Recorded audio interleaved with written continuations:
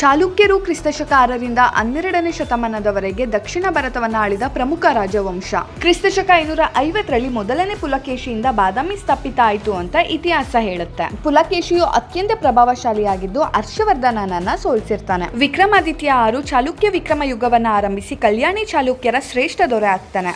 ಇನ್ನು ಕಲೆ ಮತ್ತು ವಾಸ್ತುಶಿಲ್ಪ ಅಂತ ನೋಡಿದಾಗ ದ್ರಾವಿಡ ಮತ್ತು ನಾಗರ ಶೈಲಿಗಳ ಮಿಶ್ರಣವಾದ ವೇಸರ ಶೈಲಿಯು ಇವರ ಕೊಡುಗೆ. ಭಾರತೀಯ ದೇವಾಲಯ ವಾಸ್ತುಶಿಲ್ಪದ ತೊಟ್ಟಿಲು ಎಂದು ಕರೆಯಲ್ಪಡುತ್ತೆ. ಇನ್ನು ಪಟ್ಟದ ಕಲ್ಲನ್ನ ಯುನೆಸ್ಕೋ ವಿಶ್ವ ಪರಂಪರೆಯ ತಾಣ ಎಂದು ಗುರುತಿಸಲ್ಪಟ್ಟಿದೆ. ಕನ್ನಡ ಮತ್ತು ಸಂಸ್ಕೃತ ಸಾಹಿತ್ಯಕ್ಕೆ ಹೆಚ್ಚಿನ ಪ್ರೋತ್ಸಾಹವನ್ನ ನೀಡಿರ್ತಾರೆ. ಕವಿ ರನ್ನ ಪಶ್ಚಿಮ ಚಾಲುಕ್ಯರ ಆಸ್ಥಾನದಲ್ಲಿರ್ತಾರೆ. 12ನೇ ಶತಮಾನದ ಅಂತ್ಯದಲ್ಲಿ ಕಲ್ಯಾಣಿ ಚಾಲುಕ್ಯರು ಹೊಯ್ಸಳರು, ಯಾದವರು ಮತ್ತು ಕಾಕತಿಯರ ಉದಯದೊಂದಿಗೆ ಪತನಗೊಳ್ತಾರೆ. ಇದಿಷ್ಟು ಚಾಲುಕ್ಯರ ಬಗ್ಗೆ ಇನ್ಫಾರ್ಮೇಶನ್. ನಿಮಗೆ ಮತ್ತಷ್ಟು ಇನ್ಫಾರ್ಮೇಶನ್ ಚಾಲುಕ್ಯರ ಬಗ್ಗೆ ಬೇಕು ಅಂದ್ರೆ ಕಮೆಂಟ್ ಮಾಡಿ.